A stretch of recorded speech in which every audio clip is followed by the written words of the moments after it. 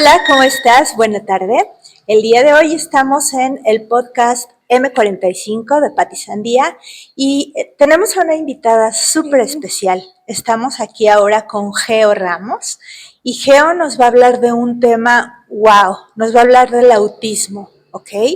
Entonces, Geo, bienvenida, ¿cómo estás? Gracias. Gracias también por allá a todos tus oyentes. Y bueno, primero agradecerte que nos brindes este espacio. Creo que como principio básico y filosófico el agradecimiento es importante.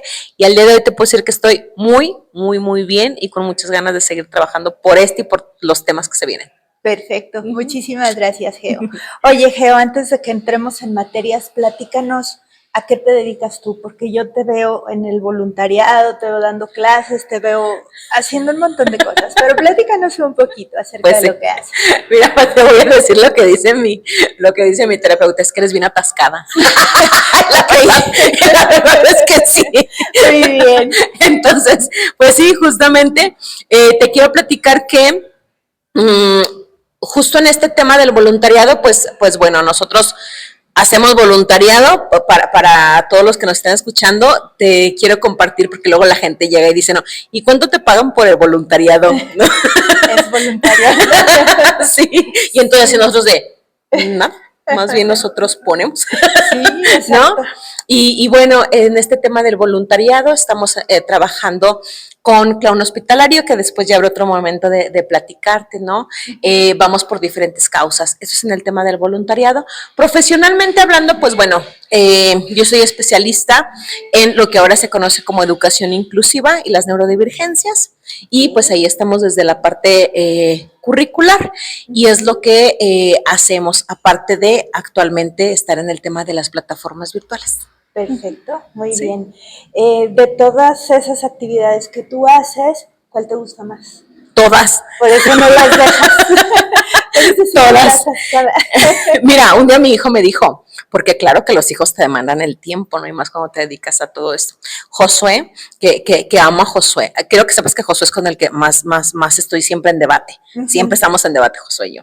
Y entonces un día me dijo, es que, ¿a qué vas? Estaba más chiquito, ¿no? Y luego, pues los niños generalmente, esas edades en las que se encontraba Josué en aquel momento, pues son como te dicen las cosas de manera muy directa, ¿no? Me decía, sí.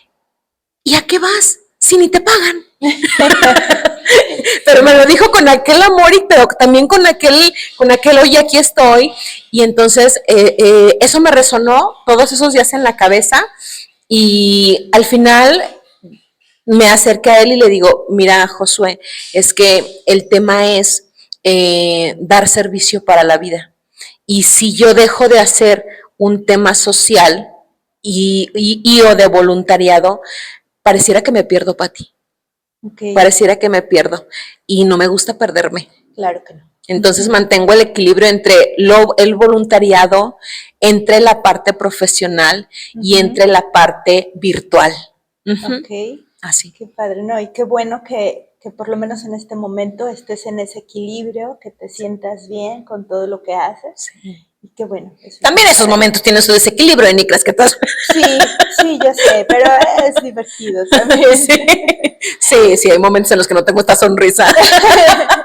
Ok, sí. Muy bien. Bueno, Geo, vamos a hablar específicamente del tema del autismo. Es correcto. ¿Qué es el autismo?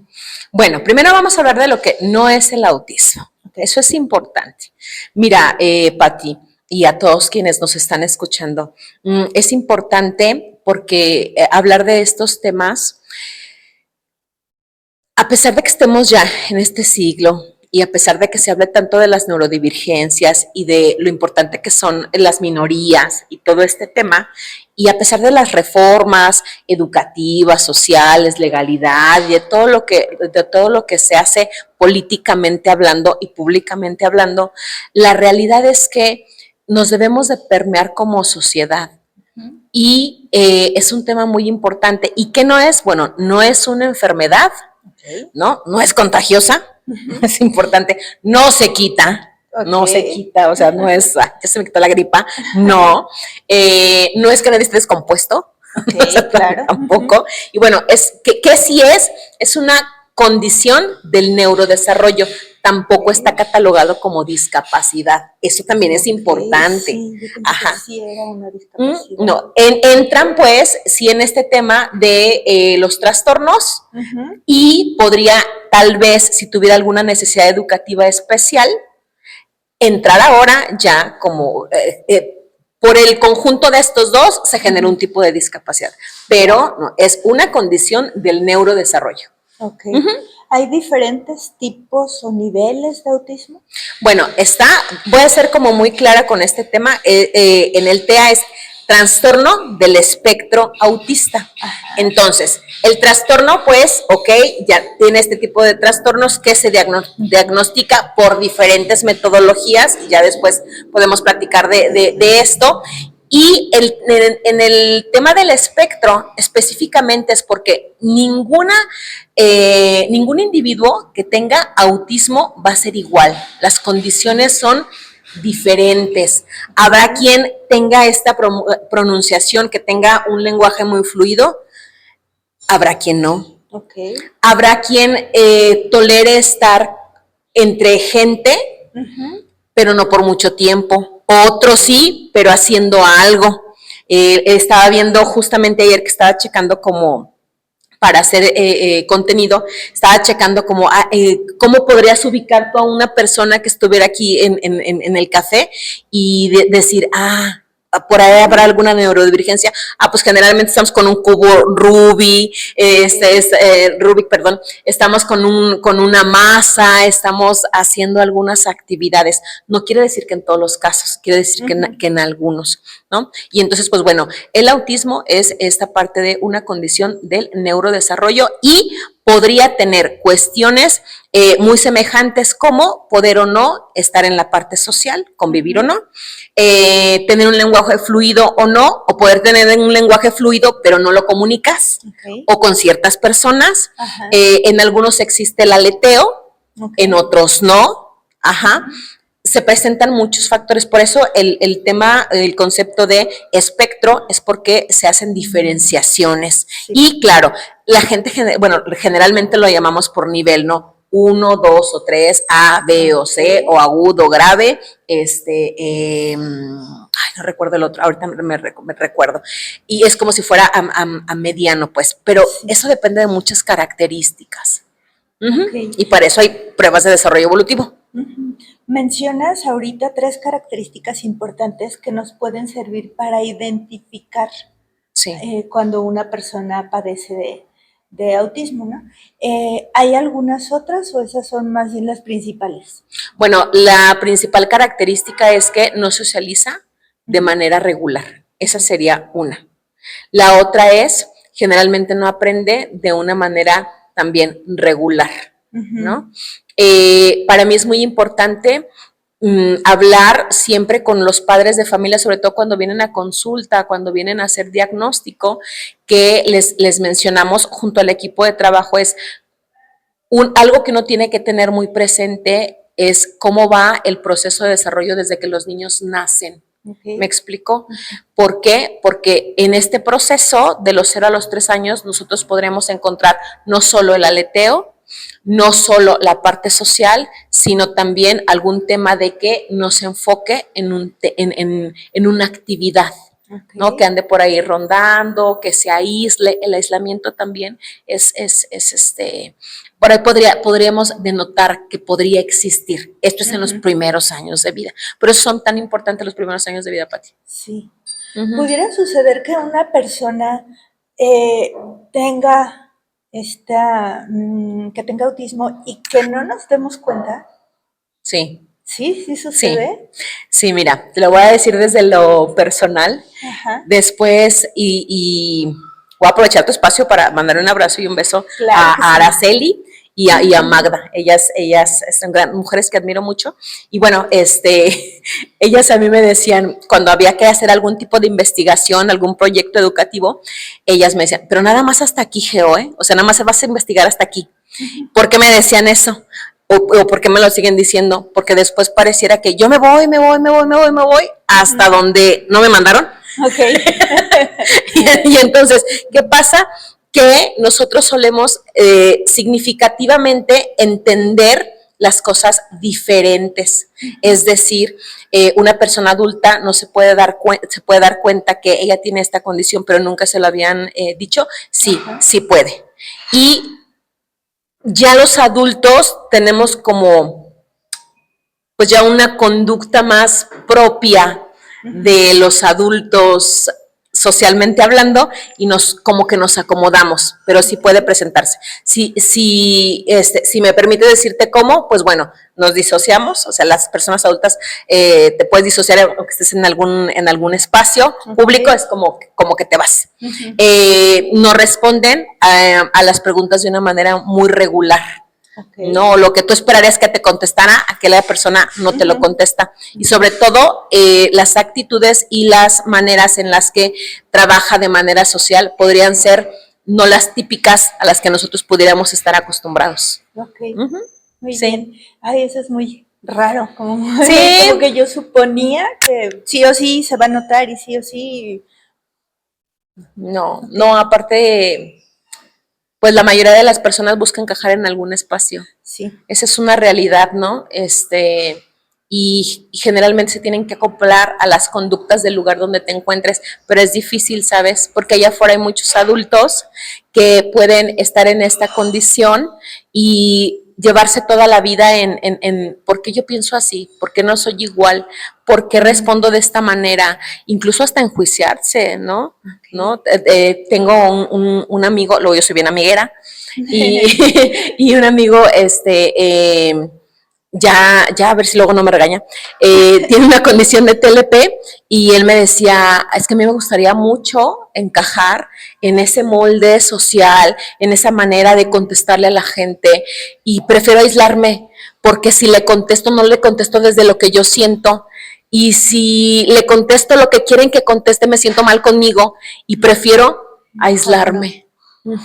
Entonces, sí, porque también habla de que eso a él le ha provocado pues este tema de ansiedad, este tema de angustia. Sí. Entonces, fíjate lo importante que es meter el mundo neurodivergente pues en todos estos temas, pues, ¿no? Mencionaste que él tiene TLP. TLP. ¿Ese qué es? Trastorno, lo que se conocía, bueno, te voy a decir como de manera muy, muy sintetizada.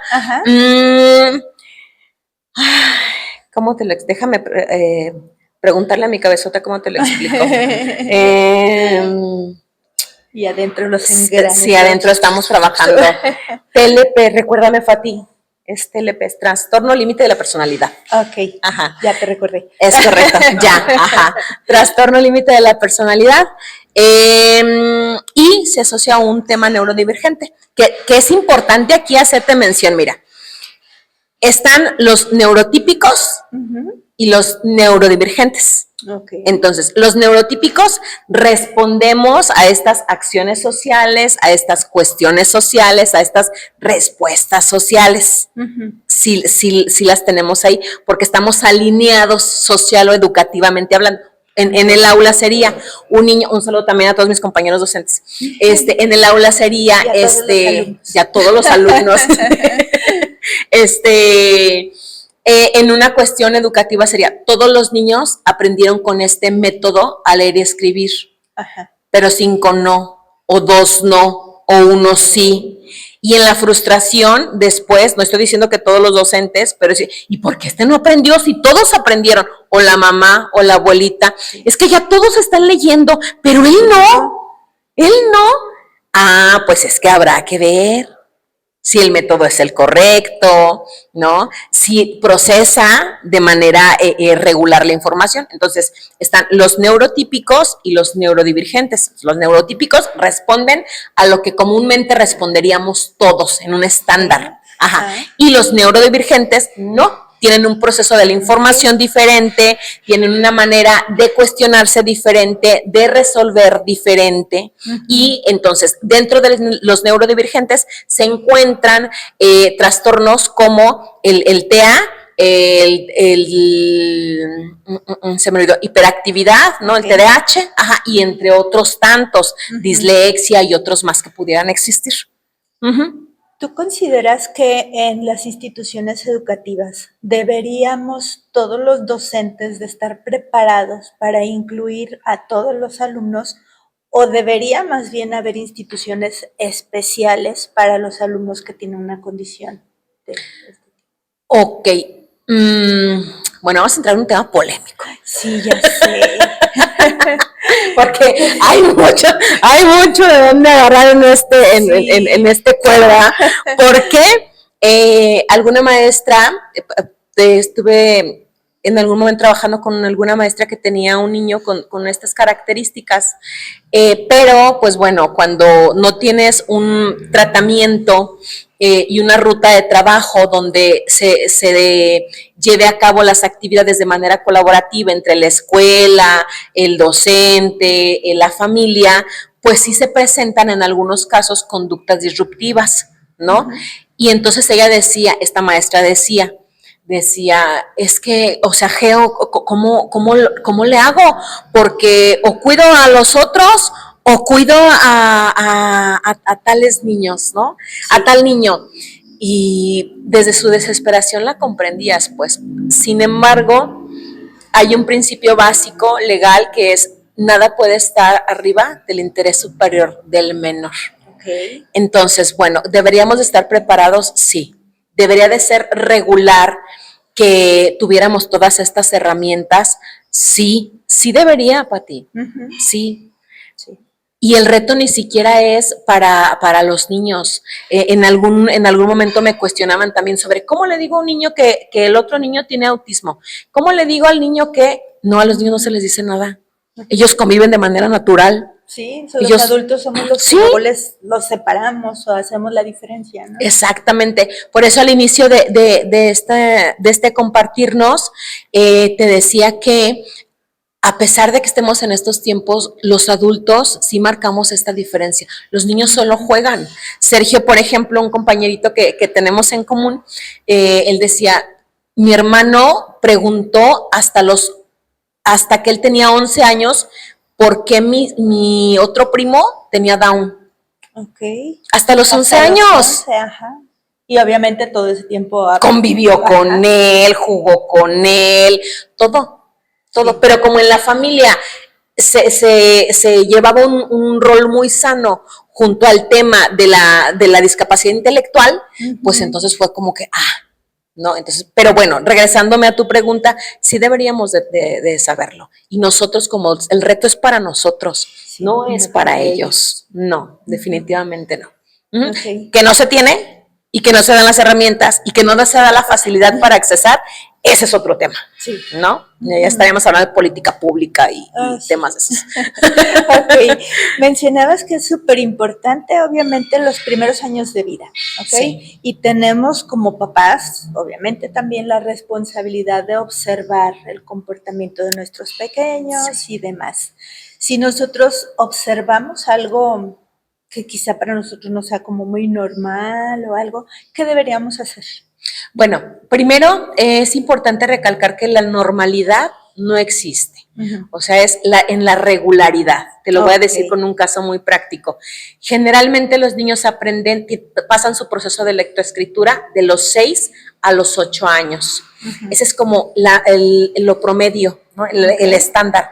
Hay niños que lo adquieren antes y hay niños que lo adquieren después. Entonces, eso es importante como recalcar este tema de lo regular. Uh-huh. Y un tema que es también muy interesante, de hecho, hay dos temas con los que yo estaría hablando todo el día. Uno es el tema de la educación inclusiva y el otro es el tema de la educación inicial.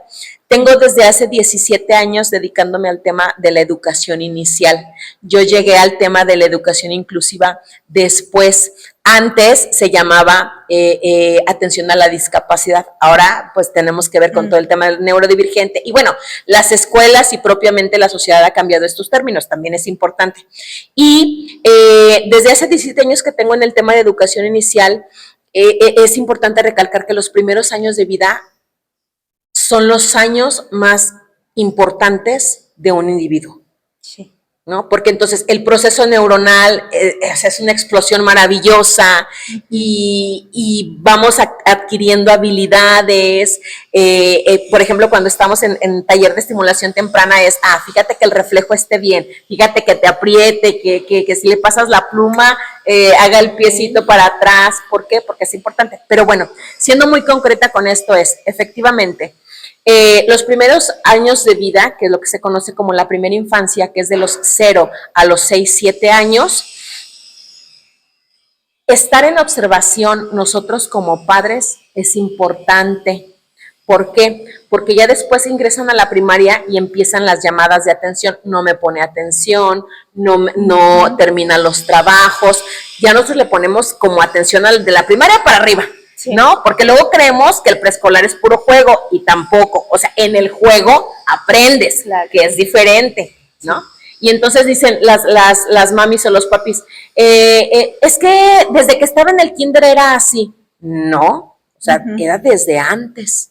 Ya pudo haber presentado, y ¿qué nos toca a nosotros como papás? Observar el desarrollo de los niños y de las niñas, este proceso evolutivo, al cuánto tiempo habló, cuánto tiempo gateó, si gateó, cómo fue su proceso de gateo, al cuánto tiempo balbuceó. Entonces, todo eso es muy importante y eso se da de los 0 a los 6 años, que es la primera infancia, y en niveles educativos es educación inicial de los 0 a los 3 años. ¿Qué nos toca a nosotros? Observar a nuestros hijos, cómo es que están en este desarrollo. Eso es de suma importancia. ¿Para qué? Para que si en un futuro temprano tengamos un tema de querer diagnosticar a nuestro hijo, pues lleguemos y te diga, Pati, pues fíjate que tengo este chamaco que está presentando esto, y entonces lo primero que Pati me va a preguntar, ¿verdad?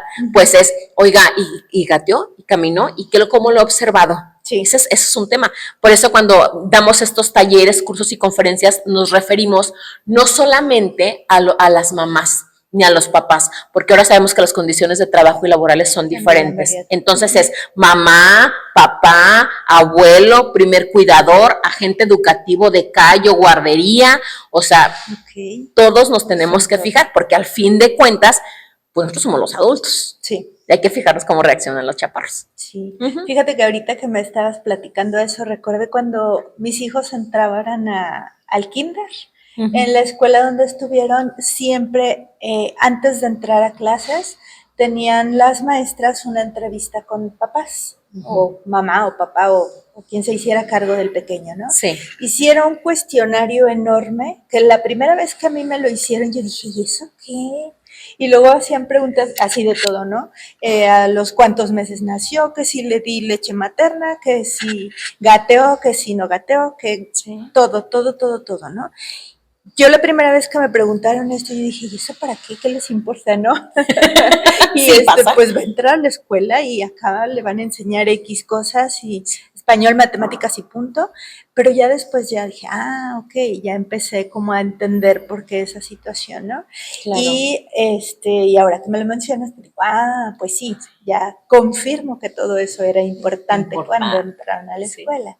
Ok, mencionas que en esas situaciones de observación, pues intervenimos todos los adultos, ¿no? Sí.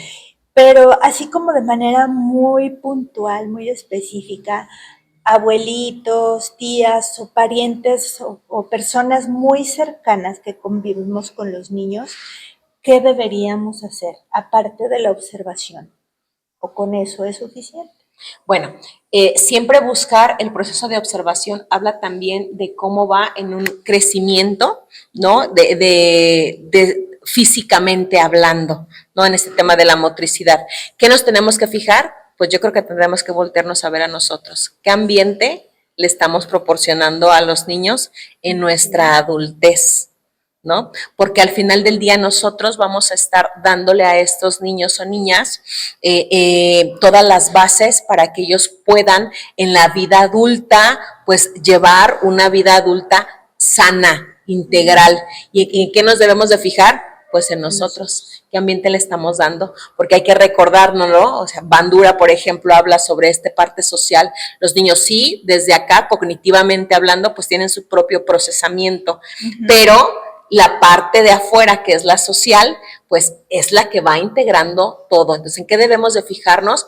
Aparte de esta observación muy minuciosa, pero también debemos de fijarnos qué ambiente le estamos dando a nuestros niños y nuestras niñas. Sí, eso es súper importante, Geo, qué bueno que lo mencionas, porque ese ambiente en el que los chicos se están desenvolviendo no es nada más para quienes padezcan de alguna condición especial o autismo o cualquiera, ¿no? Sino todos los chicos, todos los niños, todos deberían de estar en un ambiente seguro, en un ambiente en donde puedan crecer bien. Sí, fíjate que tengo una compañera que ella decía, luego yo tuve como estos juicios, ¿no? Porque claro que en algún momento de la vida te la pasas haciendo juicios, claro que sí, y es parte del crecimiento, pues yo soy bien preguntona, luego te platico esas, pero a mí por preguntona me ha ido muy mal. Okay. Pero yo creo que a veces también bien, ¿no? Sí, la mayoría de las veces he aprendido. Sí. Y pues bueno, ella decía, es que si mi hija se va a la tienda, ella debería de regresar con lo que la mandé a la tienda. Y entonces la volteamos a ver y decíamos, no, porque ¿cómo vas a dejar ir a una niña sola a la tienda? Empezando por ahí. Pero ¿sabes qué? Después ella dijo, no, porque hemos normalizado que a la niña o que a cualquier niño le puede pasar algo. Y lo que deberíamos de normalizar es que si van a la tienda, regresen a casa. Cierto. Y sí, entonces ahí, a ver, o sea, ok, la mandaste a la tienda, pero en el supuesto más caótico, a la niña le pasa algo. Pero en el supuesto más real de enseñarnos a convivir como sociedad y generar estos espacios armoniosos y generar estos espacios donde todos podamos cuidarnos los unos a los otros, cualquier niño tendría que regresar. Exacto. Sí, tendría que regresar. Lo normal. Ajá. Pero entonces no lo hacemos así. Por eso siempre estoy con el tema de hay que enseñarnos a convivir. Seguramente la suma de nuestras habilidades va a ser cosas maravillosas. Lo veo y cuando lo empiezo a trabajar de esa manera, hasta en los equipos de trabajo, dices, aquí estamos, sí. Porque sabemos pues qué nos toca a cada uno, ¿no? Te voy a hacer una pregunta que creo que tengo yo una respuesta, pero me gustaría escuchar la tuya. Sí. Hay tantas cosas que se han normalizado, sí. Hay tantas cosas que no deberían de ser, obviamente, y somos muchos adultos que estamos dañados o como se le pueda llamar, ¿no? ¿Qué podemos hacer a estas alturas? Porque yo digo, bueno, a los pequeños pues todavía hay mucho camino por delante, mucho que hacer. Obviamente también para nosotros, ¿no? Pero ¿tú qué opinas de eso? Creo que tenemos dos retos y lo voy a hacer en cita desde la filosofía. Los seres humanos tendríamos que, y no quiere decir que no sepa, solo ahora estamos en menor medida por los tiempos que se están viviendo. Son tiempos complicados, o sea, sí, ¿no? Históricamente, bueno, estos años son complicados. El tema es lo siguiente, conocernos a nosotros mismos como individuos y conocer cómo trabajamos en lo colectivo. Okay. ¿Por qué? Porque al conocernos a nosotros mismos damos apertura a la comunicación con los otros. Pero es un tema que realmente lo dejamos pues de manera muy significativa afuera de, sí. ¿No? ¿Por qué? Por las prisas, por sacar los temas, por andar viéndonos. Yo particularmente te puedo decir que hay dos retos. Uno es conocernos de manera individual y el otro es saber trabajar en equipo. ¿Qué nos falta y cómo lo podríamos hacer? Bueno, yo creo que ahorita existen diferentes técnicas, ¿no? Está el mindfulness, por ejemplo. Particularmente yo soy estudiante de filosofía, eso me ha ayudado muchísimo. ver a los otros cómo conviven, convivir en las escuelas, con los niños, en estas kermeses, claro, con sus previos cuidados, no sea todo, porque sabemos que luego también estos escenarios pueden ser caóticos, pero la convivencia es de suma importancia, sobre todo comprender y aceptar que todos somos diferentes. En este tema de la diversidad es importante hacerlo desde ahí. Todos somos diferentes, pero no porque sea diferente, lo he dicho en algunos momentos en la parte de podcast o un tema de conferencias, es, mira, Pati, a lo mejor tú y yo no nos caemos muy bien, ¿no? Pero si hay un bien común entre tú y yo, le vamos a echar todas las ganas. Claro. No vamos a ser comadres allá afuera, pero tú y yo le vamos a echar todas las ganas. Exacto. Porque ese es nuestro factor común. Así de sencillo. Y eso es respetar al otro, respetarte a ti y saber que como adultos, tenemos un factor a llevar. Y ese, al menos desde mi percepción, pues es la niñez. Perfecto. Sí. Volviendo específicamente con los niños que padecen esta condición de autismo, ¿cómo puede beneficiarles o perjudicarles la tecnología, el celular, el internet y demás? Bueno, te voy a responder primero desde la educación inicial. Un niño no debería tener pantallas de los 0 a los 6 años. No debería. Okay. Ahorita se está dando un fenómeno